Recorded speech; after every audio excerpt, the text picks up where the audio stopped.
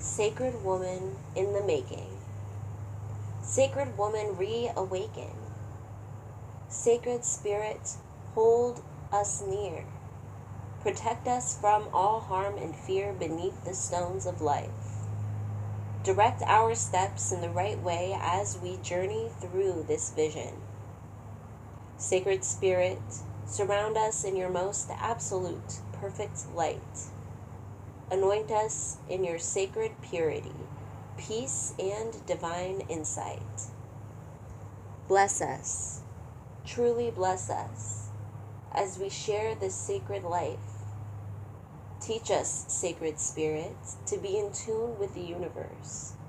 Teach us how to heal with the inner and outer elements of air, fire, water, and earth.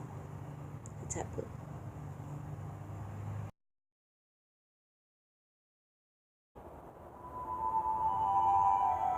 Sacred women in the making. Sacred women, reawaken. Repeat this prayer with me as you open up your palms to divinity or gently place them over your heart. Recite. Sacred Spirit, hold me near, close to your bosom. Protect me from all harm and fear beneath the stones of life. Direct my steps in the right way as I journey through this vision. Sacred Spirit, surround me in your most absolute perfect light. Anoint me in your sacred purity, peace, and divine insight. Bless me, truly bless me, as I share this sacred life. Teach me, Sacred Spirit, to be in tune with the universe, how to heal with the inner and outer elements of air, fire, water, and earth. Sacred Spirit, hold me near.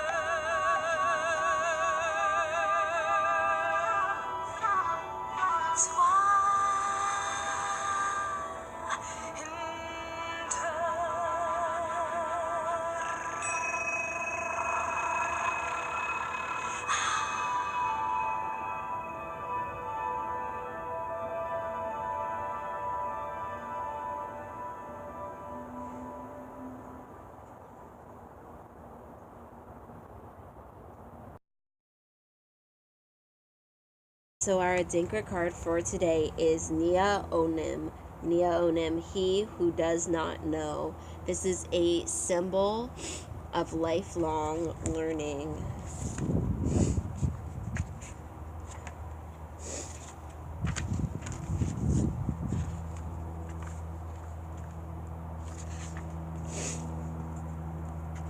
Education, a quest for knowledge.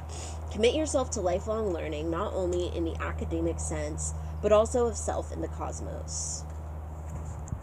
I had to sneeze. Okay, where was I?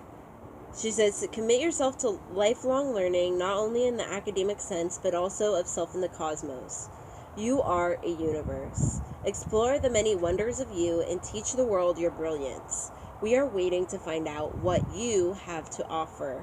So I love that you are a universe. And I always think about that, how each person has just so much going on and so many different things that have led them to become a different type of person. Each person is a universe and has so much potential and has so much to offer and has so much to be given, it's all reciprocal, right? And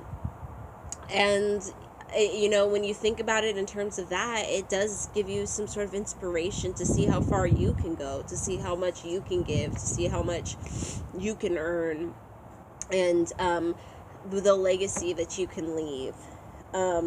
So additional meanings: what are new skills that you can learn? What deeper learning can you use for this situation, because deeper learning is needed? Stay curious about the world and yourself. It's a beautiful, intricate symbol. So this is a really good one for educational purposes, for schoolwork related spell work, for let's see, I don't know, working roots about a lot of different things about education, learning skills, gaining ability in something that you need to gain. The law we're learning from the 42 Laws of Mont today is... Anyways, my son got his hand, he touched the prickly pears on the cactus. So now he's got a bunch of really tiny little, like, they don't hurt. I mean, they hurt, but only if you touch them, like, very small, like, little hairs. I keep helping you. So I'm going to keep helping him take these little thingies off while I talk about the 42nd law we're talking about, the 42 laws we're talking about today. The law is, I will not prejudge. I will not prejudge. I will not,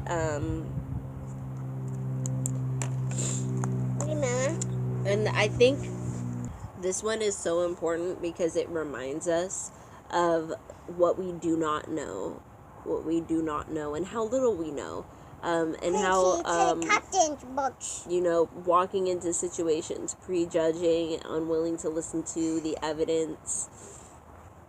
Well, obviously that's not a way to promote balance, and that's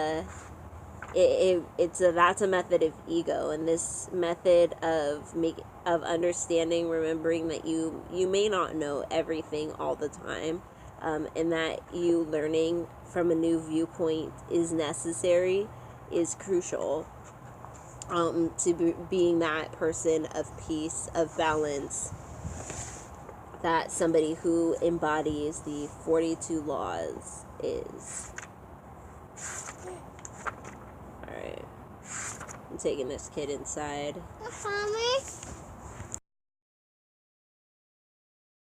Hey, so this video is so chopped up. Like, I keep having to start and stop and start and stop.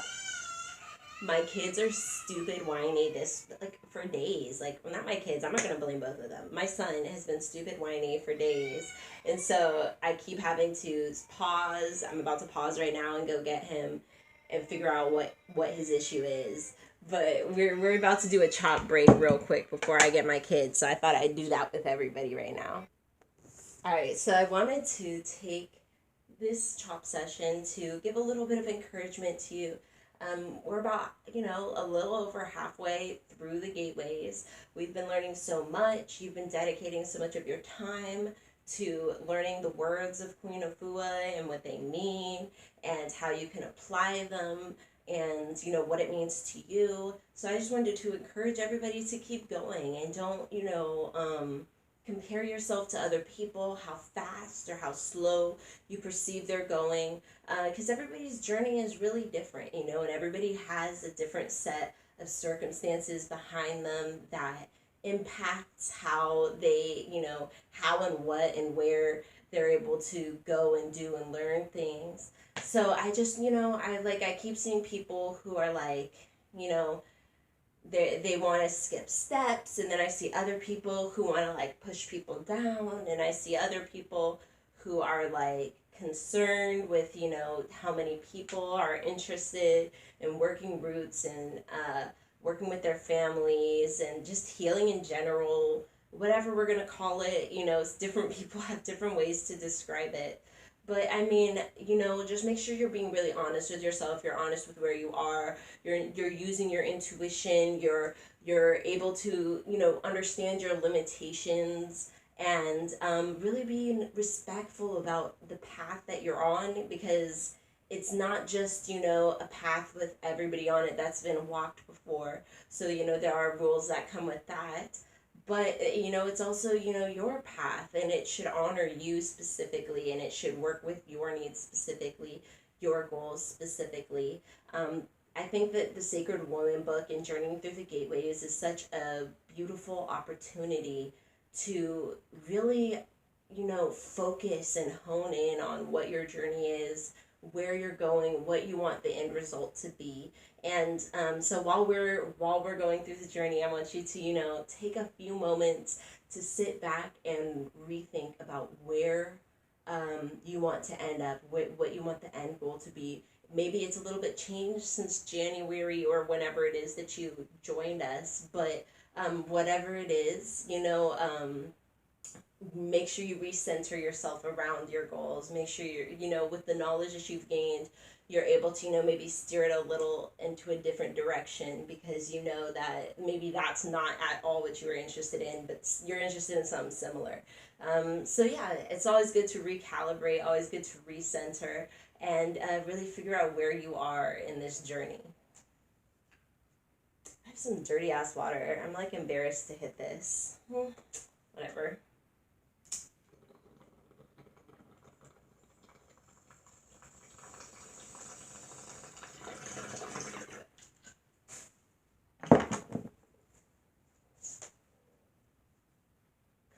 Anyways, I hope you all are having a wonderful week. I almost got caught up this week to be able to post on Monday, but I slipped up. I tripped up at the finish line. But I'm going to catch y'all next week. And please don't forget to subscribe. Share it to friends who you think might like it. Get them to subscribe, because we're so close to 1,000. So close to 1K, and I do want to start going live again. Not just necessarily for the sister circles, but for other things that I used to, go live for, that is like not worth taping, cutting, editing, all that stuff. It's just like, let's just get on and talk to each other and discuss different topics and how they relate to us, and etc., etc. Hey, so we're going to be doing our Sacred Women studies from a kind of a strange angle, because my tablet is at 10%, and I have time now, so we're as close to an outlet as I can be.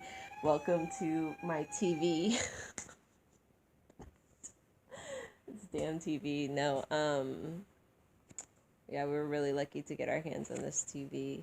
My husband, like I said, he does plumbing, and he happened to, like, someone was giving away TVs, that they had, and they were, like, happy to not have to take it somewhere.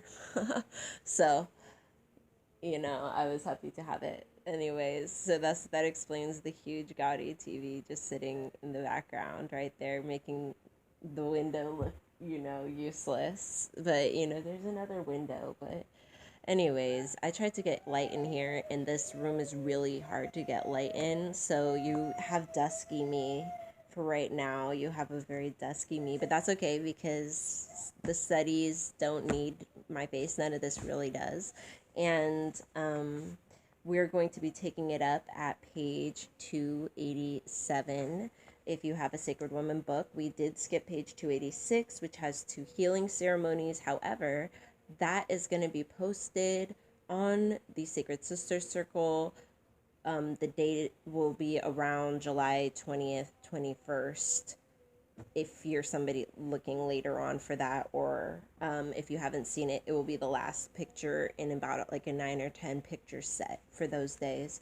And I did go ahead and take that picture for, the Sister Circle, just in case somebody wants to go ahead and do these ceremonies themselves. I did before I wanted to start, I did want to also talk about the healing and utilizing the energies and powers of the sun and the moon, just because we don't do that in this circle, which is because I want it to be open. I've done that a few times with different things, but I just tend to stay away from it just because I want people to be able to do this later on. I want people to be able to start at video 1 and go through the journey with me or with others, leaving comments. Hopefully, as time goes on, comments will build and a sort of community will be formed by all of the different people who, journey through the gateways. And, so that's why I don't try and like put certain dates and certain times to correspond with the gateways, because maybe you start in, June instead of January. My kids.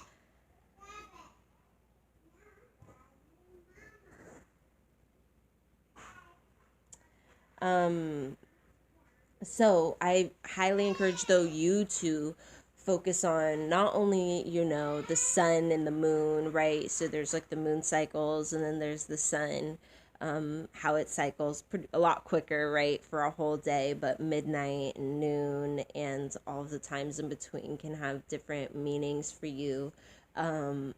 There's also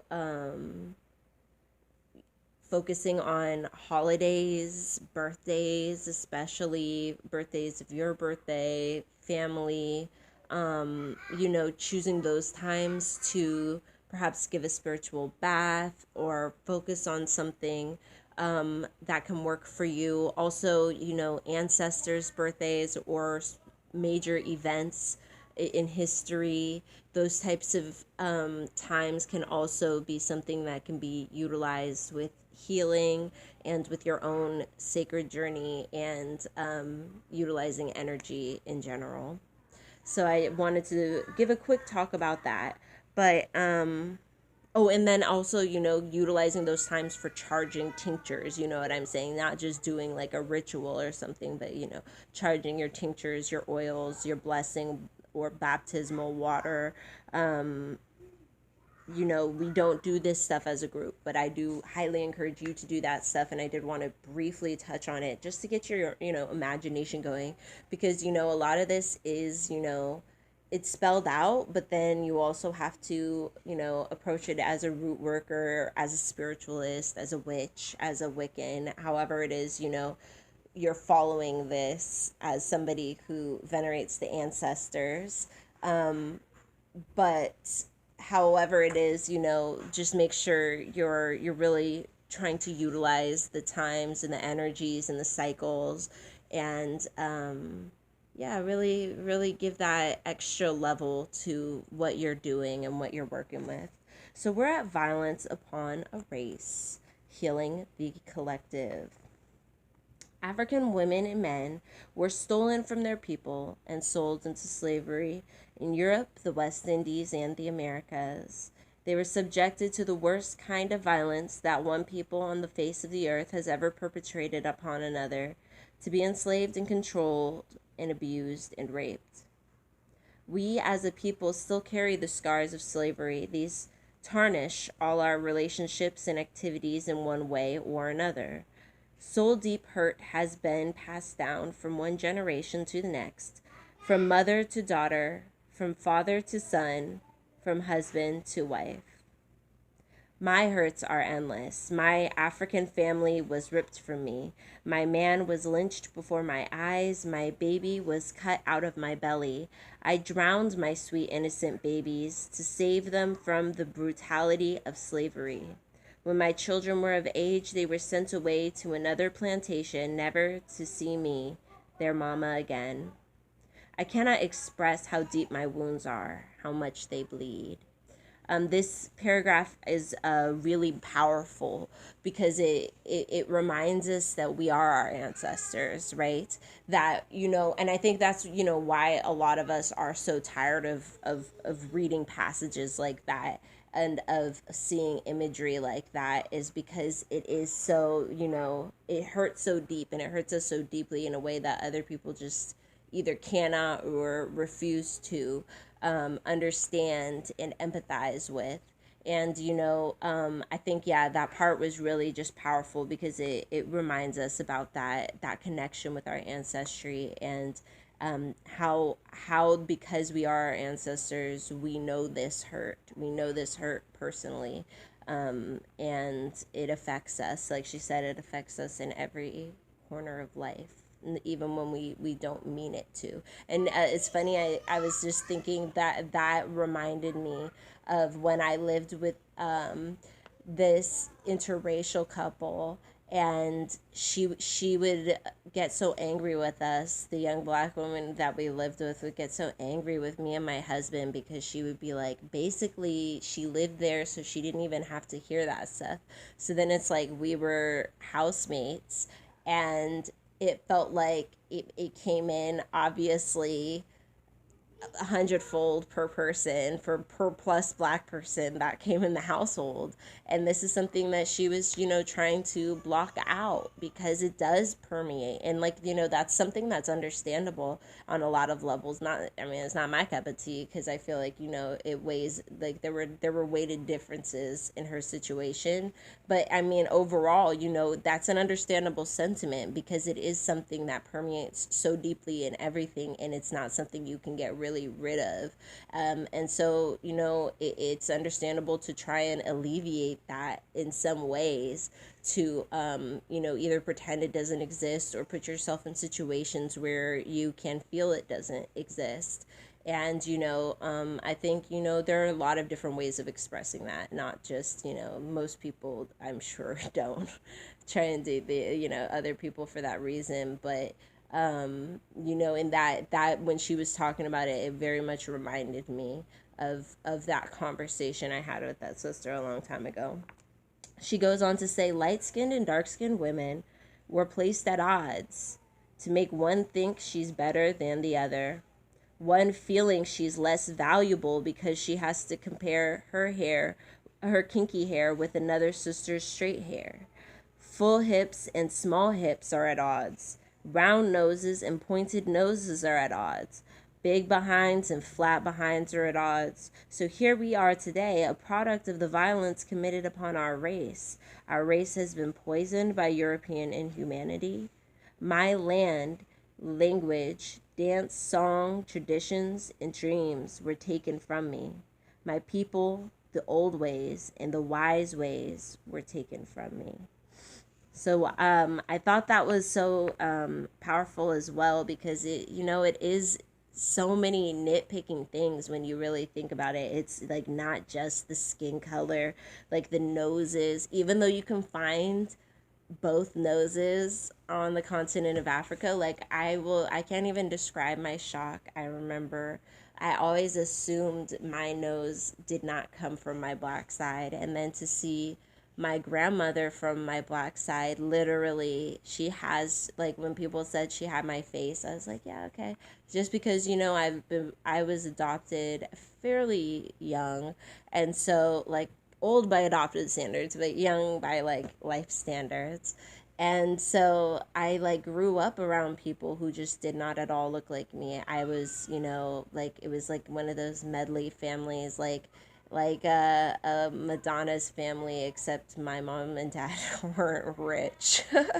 So it was just like growing up, and I have a twin brother who did grow up with me, which is a blessing, but we didn't we didn't really look alike like that, especially growing up, you know what I mean? So it was just, I just wasn't used to looking like people. So then I saw her picture, and the first thing, this, you know, source of insecurity in which I felt like I didn't look like other people, or, you know, whatever bizarre reason I fixated on different parts of my body as so with other people, you know what I mean?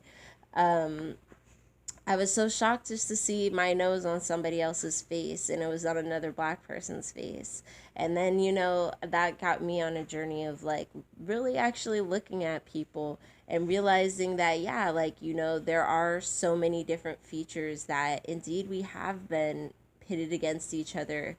To make a long nose story short, no, I'm kidding, but anyways, for real, like there is so many, it can run so deep into just the most bizarre, dumb ways, and it just shows that, you know, it's just built on like anti-blackness, but it's also built on like really just making people insecure about themselves in every single way, even ways that literally you could point to a different community and be like, they have that exact same trait.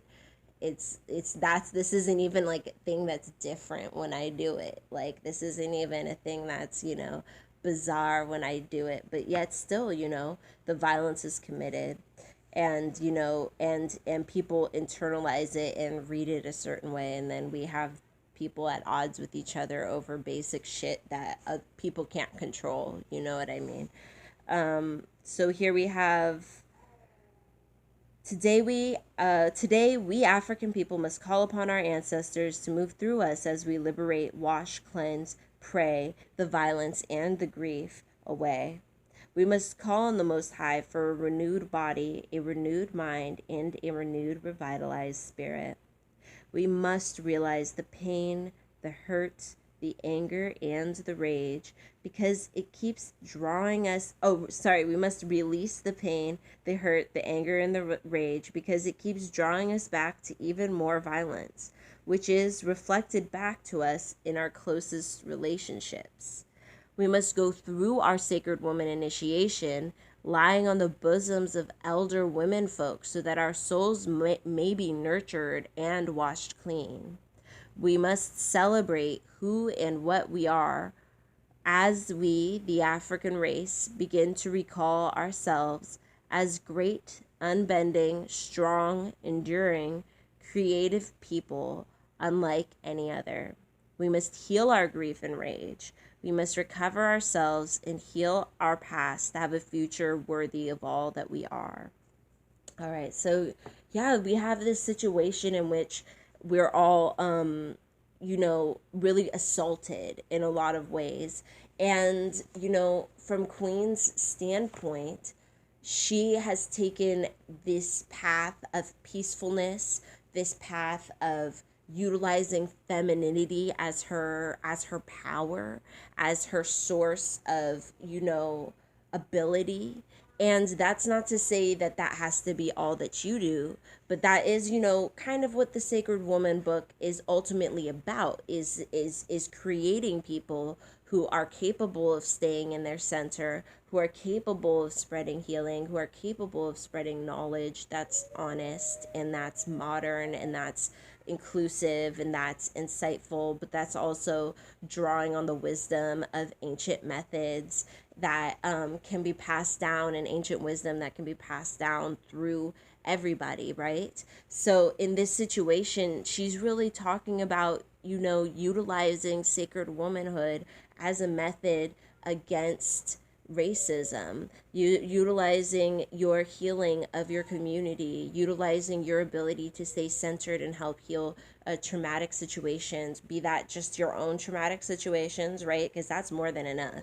That is more than enough. I know a lot of people, like, they're like, what do I do now? Like, am I supposed to be out here like reading tarot for everybody, doing pendulum readings for everybody? Not necessarily. It's like you already have a full-time job, probably. Like, I don't know, like, you know what I mean? Like, if you already are full throws in something, then that means that you're supposed to be looking at how sacred womanhood can apply to whatever sector you have applied yourself to. And that can be a really abstract, crazy one that like no one else in the community will even like understand, perhaps. Like, they're just like, no, that job, I don't like, what are you going to do there? You know what I mean? I can think of hella jobs that people say that type of stuff about, that I say that type of stuff about, but it isn't my journey. You know what I mean? It's your journey. It's your, way that you see how applying your feminine powers, these powers that, Queen teaches you to hone throughout the book, so that you are in your center. And, like I said, Queen's journey isn't your journey, but watching Queen and like watching her mannerisms, witnessing her mannerisms, witnessing her reactions to things in real time, because she's not like only like, she's got kind of a mouth to her, she's like a fun person, like she'll be able to, she keeps up with everybody, you know what I mean? It's not all just like love and light and like all that stuff. Like she has, she'll give it to you straight. She has like a very good ability to really, she applies all this in real time. And so it's just really, I think, a powerful experience just to witness her talking and interacting with the crowd, because that gives you kind of an idea of what sacred womanhood looks like when it's in real time. And that can look a little different for everybody else, but ultimately it's just about, commanding your space, the energy around you, understanding it, being able to apply it, that sort of thing, I think is highly important. It's highly important for, again, fighting against, this violence that is against our community, and within the community, like everybody fighting against everybody for petty reasons, putting other people down, utilizing their privilege. There's, and then like, people trying to, utilize privilege, and there's just so many different little ways in which people try to utilize their privilege, or don't even realize that they're utilizing privilege. They just think that they're special, you know what I mean? And so it's like, it's really important to be able to recognize where we are doing it to each other, and then also how we can be using the methods of the Sacred Woman book to combat these things. Either, and that can be, releasing shit, you know what I mean? Just releasing people, releasing situations, not allowing certain situations or people to come around you or be around you is also, super valid. It's not all just you have this burden to rush in and save everybody, because yeah, it's not your job. It's not your job. Violence and the sacred woman.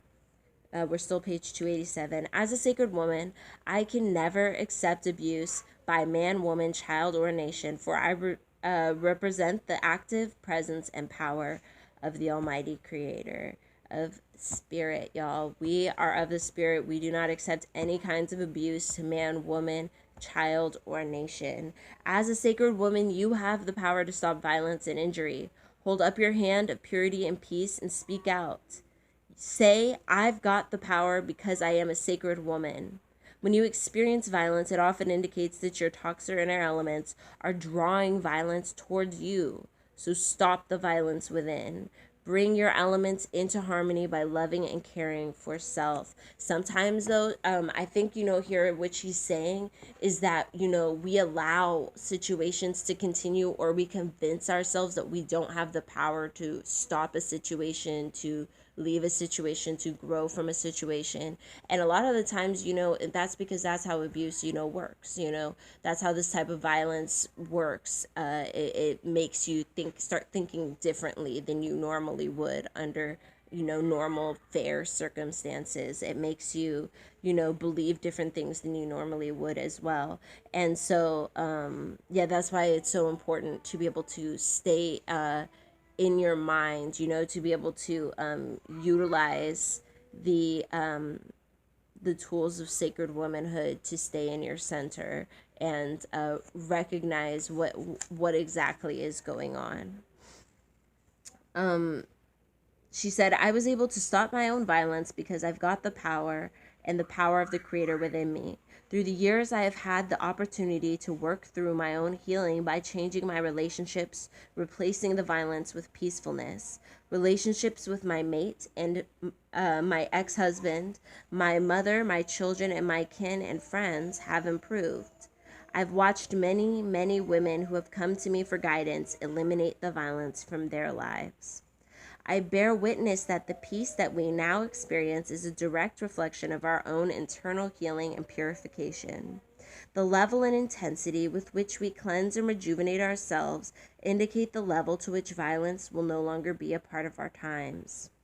And I think part of that is that, when you're putting in all this work to yourself, to your home, to your family, to your diet, to your skill set, then you start to, hold yourself in higher esteem for all of the things that you bring in your house, not just the inanimate objects, but the people and, the types of parties that you throw and get togethers that you have. When you take healing baths, don't simply wash your skin and pores. Take the opportunity to wash blemishes out of your soul as well. Let peace flow like water as it warms your heart, your mind, your spirit. Affirm, I release the anger that is within me and draw out the peace that dwells within me, the peace that is buried underneath the anger.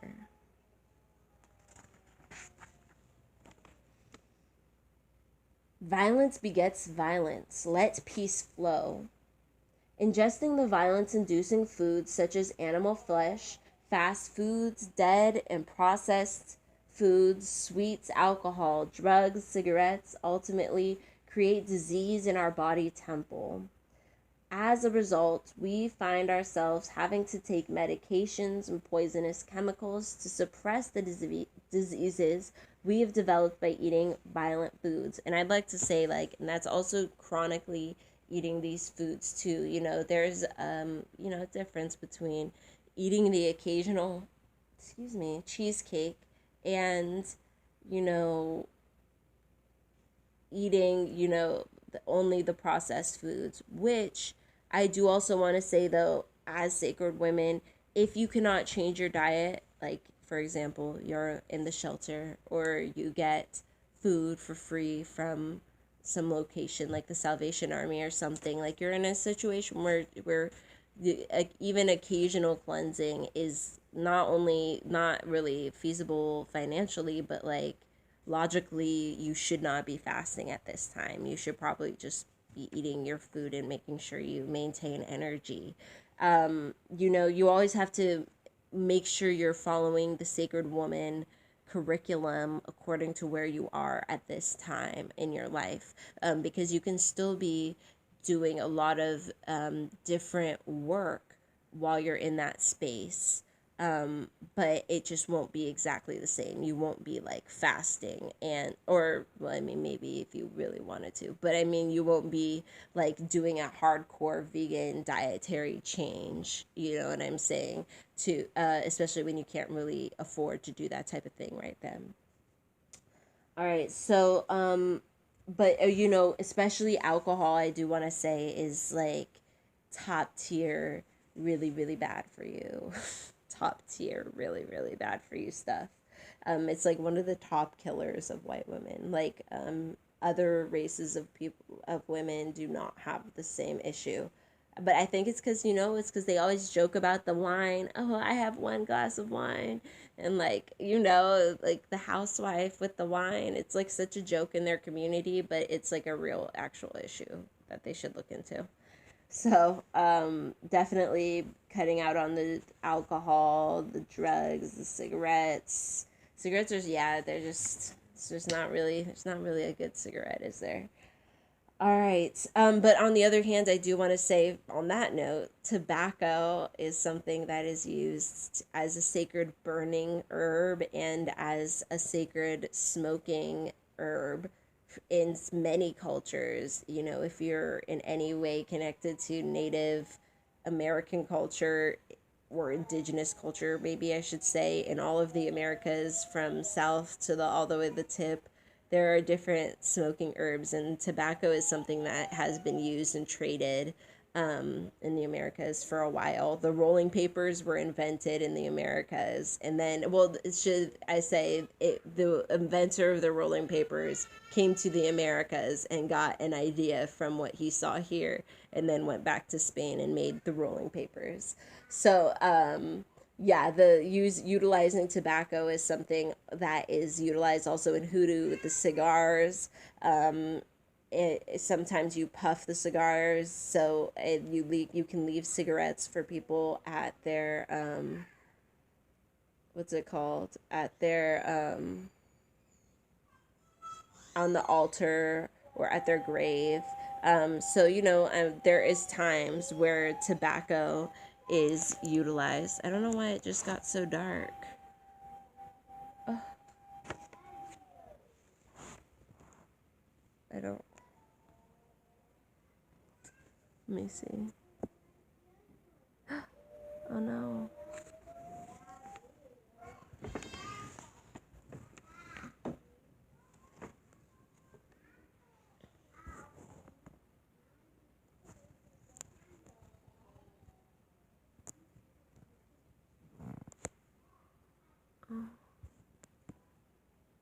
Okay. Okay. I think it's this charger. It's like a weird charger. It's broken or something. I don't know. Looks like we're back for now. Okay, so where was I?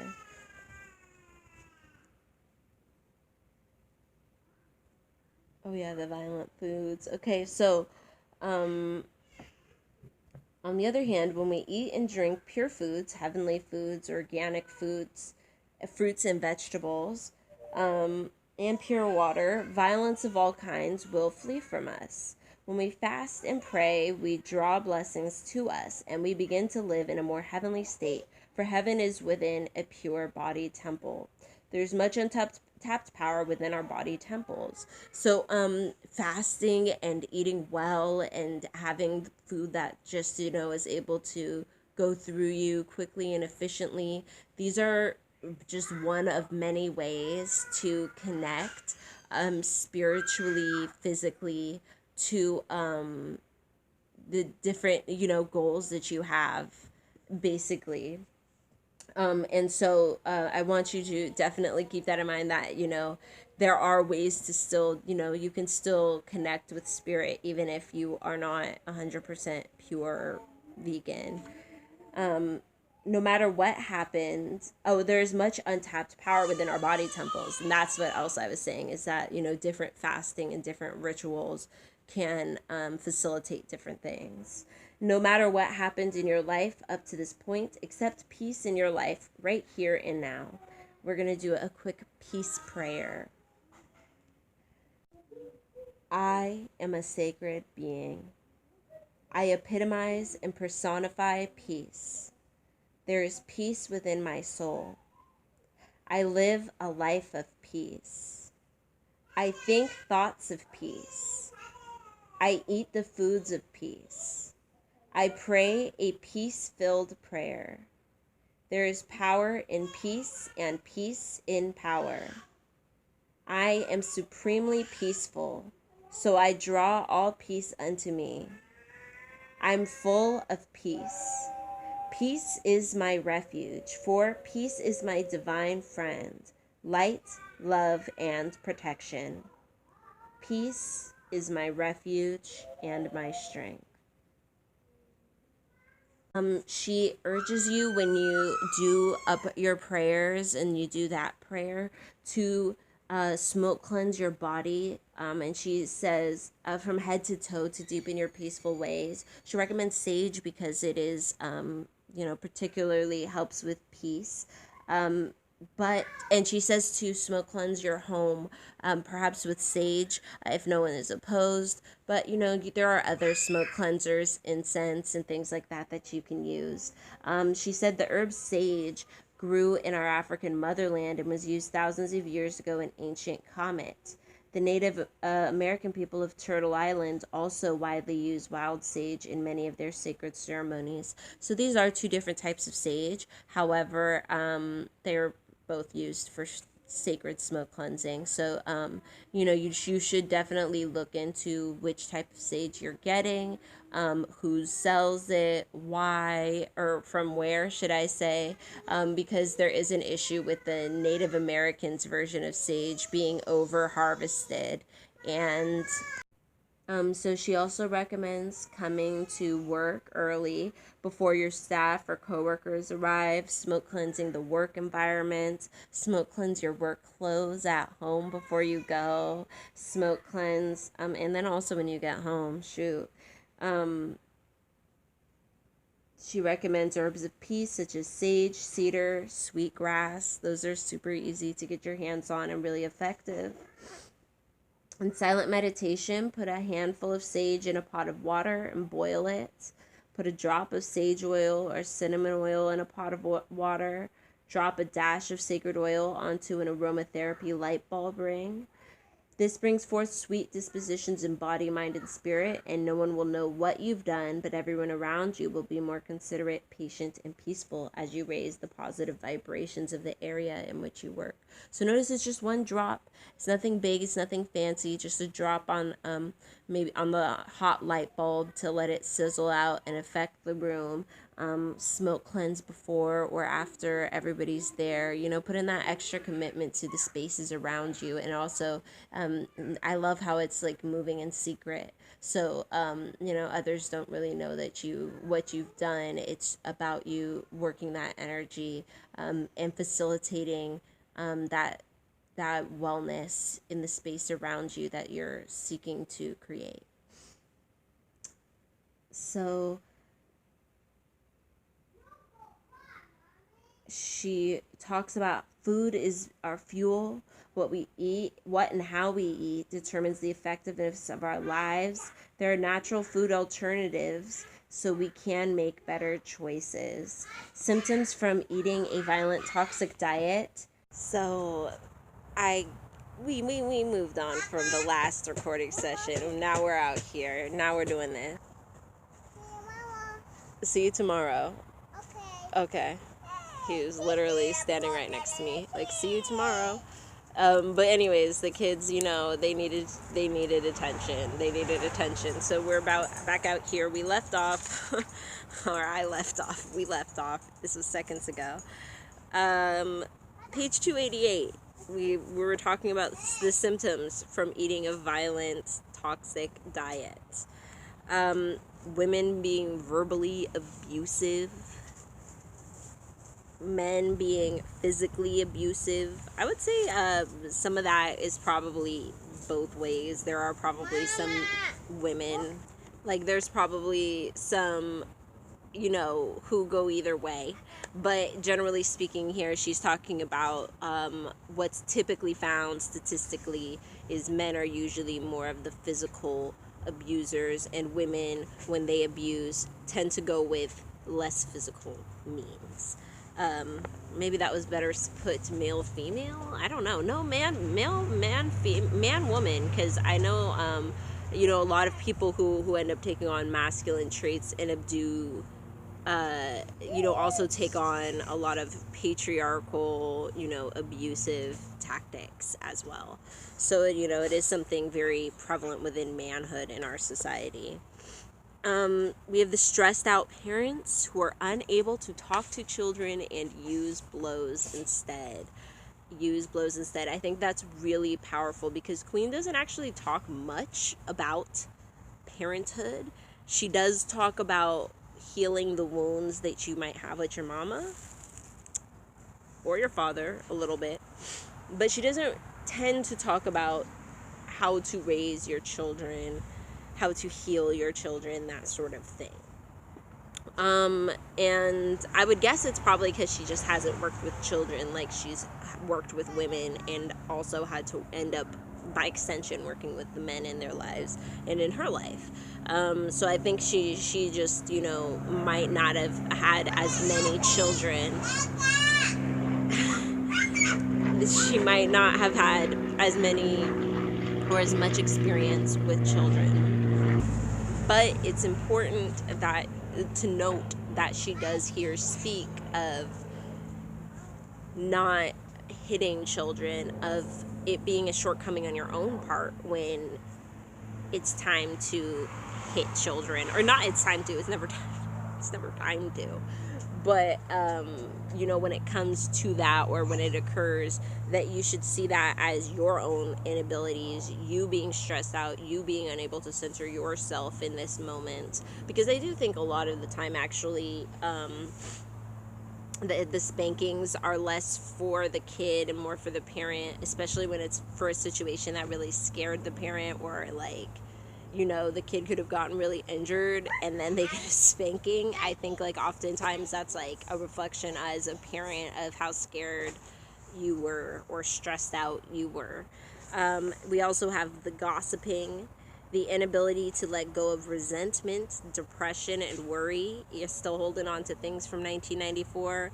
You're still, and there's like, certain depressions that obviously will require medical intervention, but that too is a space that people have to come to decide within themselves and realize within themselves, and be at peace with, at to some degree, within themselves. Abusive, animalistic, or uncontrollable sexuality. This one I think is also true, because there has to be a balance always, right? We have to remember that. So there needs to be this balance between being sexually uninhibited, people who are able to ask for our needs in our relationships and ask for our needs in our everyday life interactions, and take control, etc., and do us, and love us and honor us and honor our urges, whatever. But there also has to be that other side of the balance, wherein you're making sure that you're not being abusive to others or yourself. You're not delving into territory that is harmful, because there are different ways to be promiscuous, right? I guess, is there a word that has like a lesser connotation than promiscuous? That one just sounds like sad.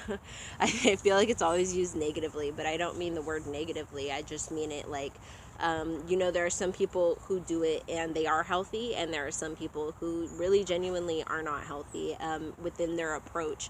And I think that there does need to be nuance within the conversation with that, as like we're more modern, and we do need to be able to address when somebody really is being unhealthy and not just expressing themselves. Sorry, I have like ants, like it's like we're outside, so the bugs are crawling. This is nature. Okay, so she says to help eliminate violence from your life, she has a few formulas and activities.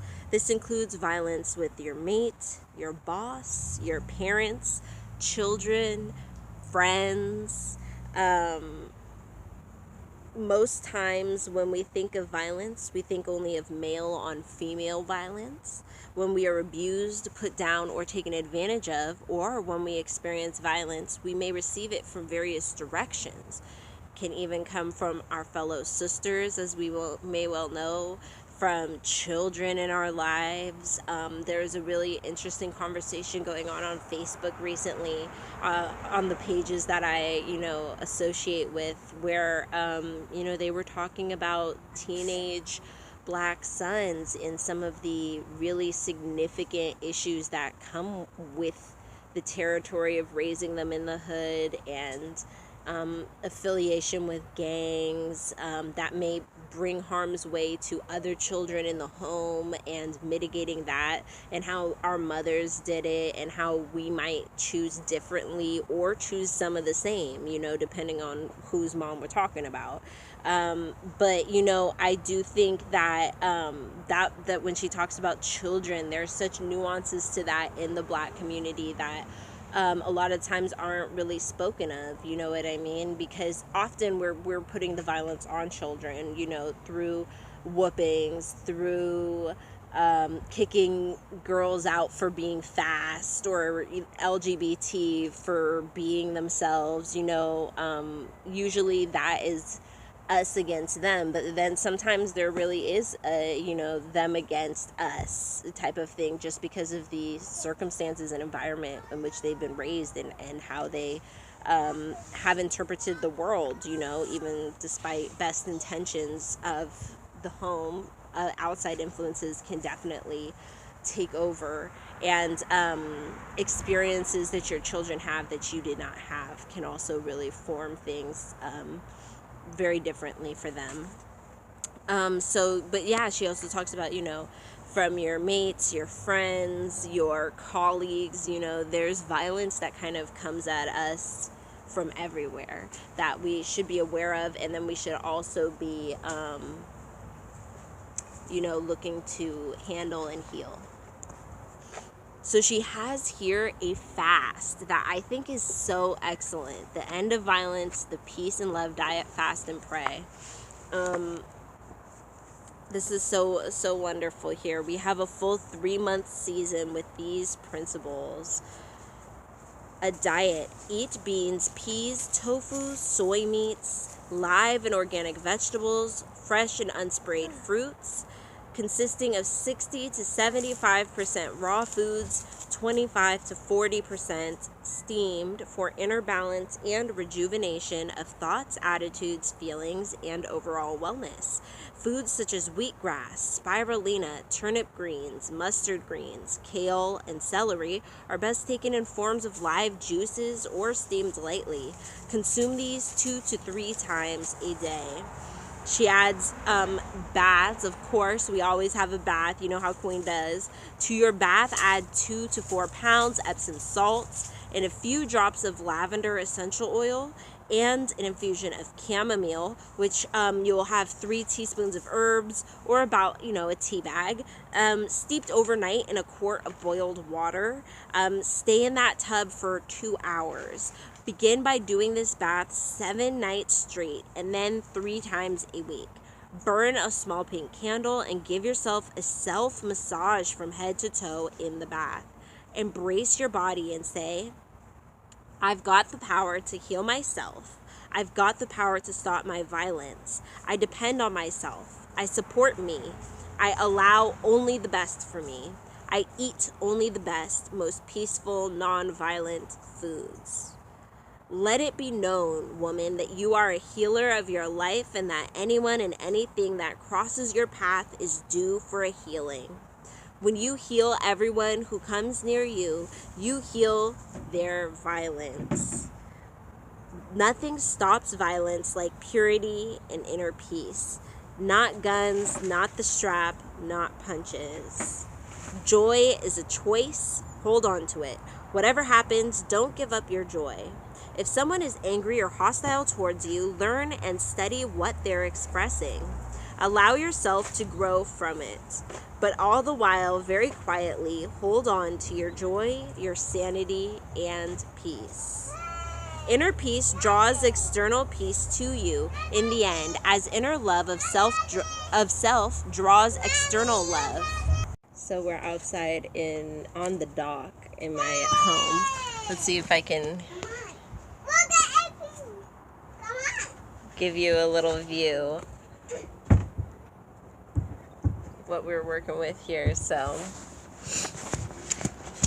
I believe I left you off in the garden on page 289, right at the end of the fast, the peace and love fast and prayer. And she talks about how at the end there to hold on to your peace, because it's a precious. Hi, babe. Bye. Tomorrow. See you tomorrow. We're gonna get to walk. Okay, be careful. Okay. Peace is a precious gift from the Most High to those who are obedient to the natural laws. And I think that's a really important thought to have, that you need to be. Alright, so then we're also going to go over for today, on page, I believe, 290, yes, the 7-day healing transformative work. We're going to start on that, start thinking about that, what that means to us, how that looks applied to our lives. So she has to continue writing in your sacred journal. This could be utilizing prompts. This could be just free writing. This could be, just letting the energy flow through you, your ancestors flow through you, onto the pen, onto the paper, through the pen onto the paper. She says you can also consult Sasheta, which is your inner secrets, and Sekhmet, which is your inner healer, and warrior, to reveal what most needs to be healed in your life. Talk to the most divine throughout your journey. So talk to your ancestors, talk to spirit. Open your heart, speak your soul. Become one of mind with the divine, one of voice, one of action. This is the time to allow total crystalline clarity. Go find him. Okay, fine. Okay. Okay, I'll Clarity. This is the time to allow total crystalline clarity to move through your spirit and mind, into your heart, through your hands, and into your journal, so that you may reflect what your soul speaks through the harmony of balance. Renew your commitment to your dietary practices, the fasting, whatever it is that you're doing. If you're committing to, okay, very beautiful, but please let's keep the dirt in your hand.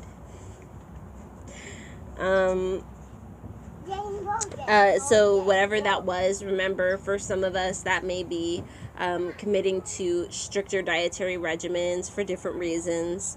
For others may choose to, try and access those through other means besides diet. But fasting, cutting down on meat, eating sustainably at the very least, not fasting, but the eating sustainably part is kind of minimal for sacred womanhood. We're trying to eat in conjunction with nature and nature's needs, so we're not over consuming things that harm the earth, or we're not contributing to that with our own personal actions just because we live by example. So at the very least, you should be trying to cut down to eating meat only about 3 times a week.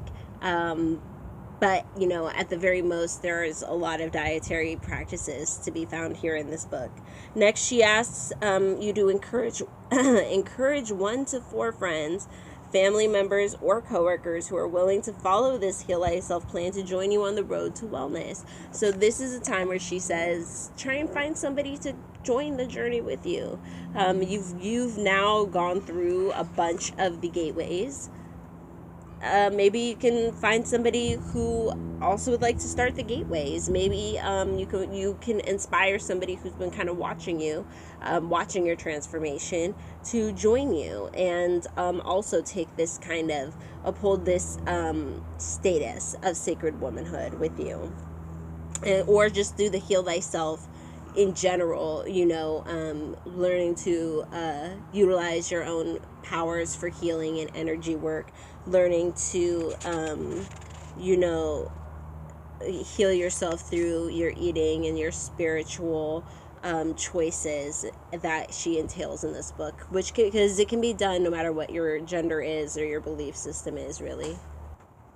So if you can, you should be, trying to maybe even get several people together and make a sister circle, a healing circle, a womb circle, whatever you want to call it. Maybe you guys are even forming a coven, I don't know. But you guys are forming, a circle of healing where you guys can lean on each other, trust each other, and you understand that commitment to each other to build and grow as a community. She says to record your sacred healing circle's results. So if you can't find anybody, I'm your sister circle. Everybody else who watches these along with and follows along with is also in the sister circle. Record your results, no matter what, whether you have a bunch of people in present with you or not. Record your results. Guys, what are you doing? No. So, okay. she reminds you to empower your partners in healing. Okay, go on. Okay. Empower your partners in healing by supporting their achievements. Really build up those that you have on your journey with you, that you've chosen to be your sisters, your partners in healing. No matter how small, remember to build them up and be excited for them, be excited for their achievements. And that energy will start to cycle throughout the group and really benefit everybody in the group, especially if you're just so proud and excited for those people in your tight-knit group. Remember, everyone around you reflects where you are in your own wellness cycle. Consult a licensed holistic medical professional, such as a naturopathic physician or a holistic medical doctor, a Chinese medicine practitioner.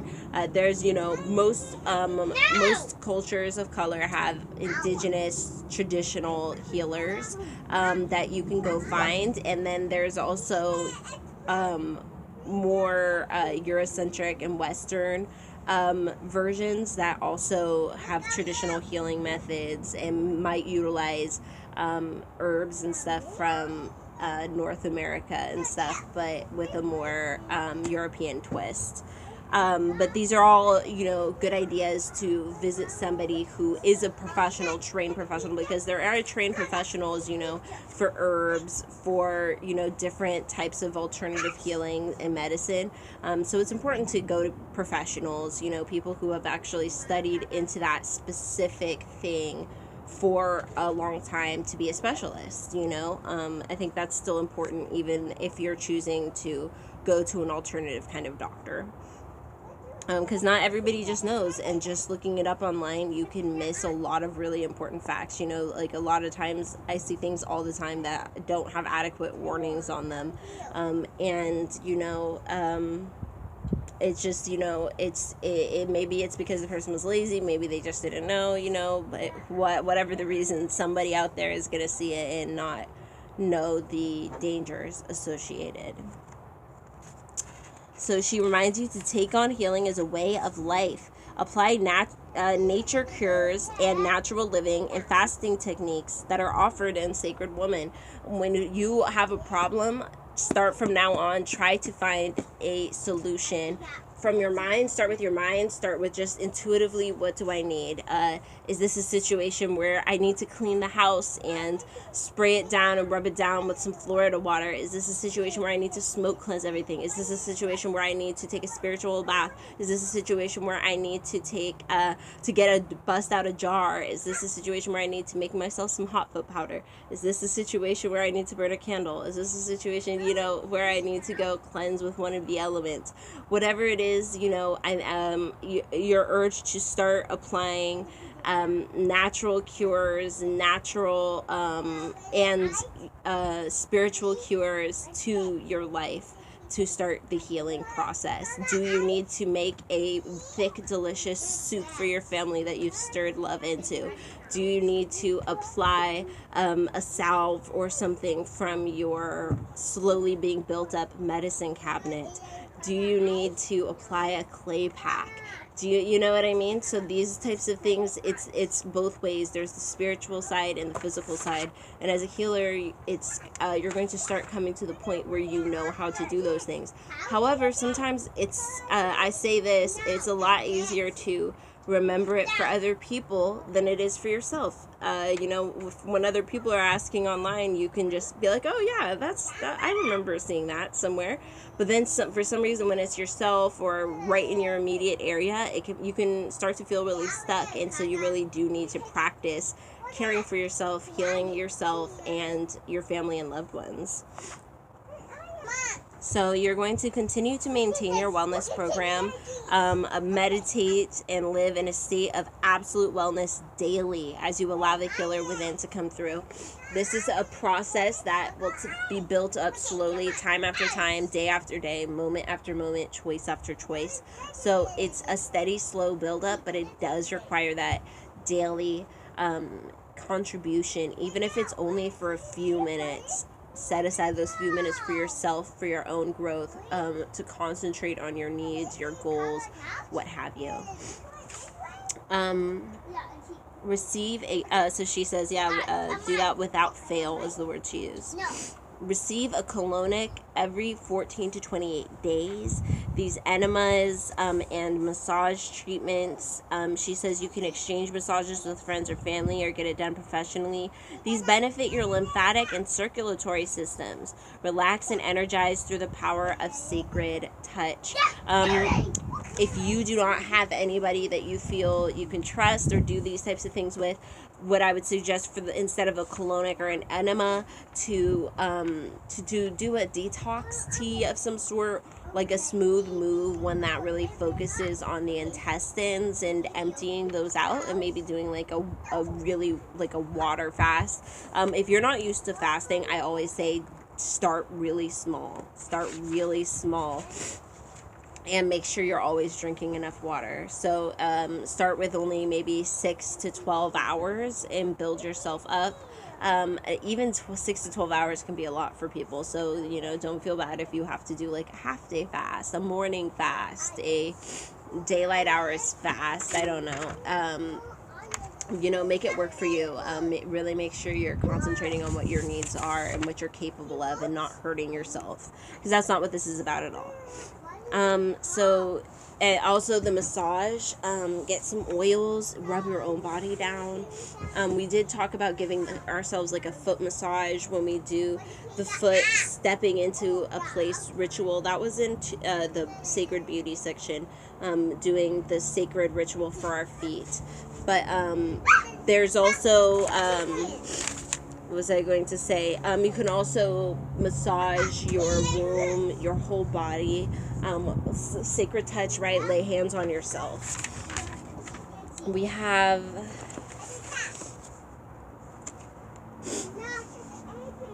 sweating, steam or sauna, daily or as often as possible, flushing out years of accumulated toxins.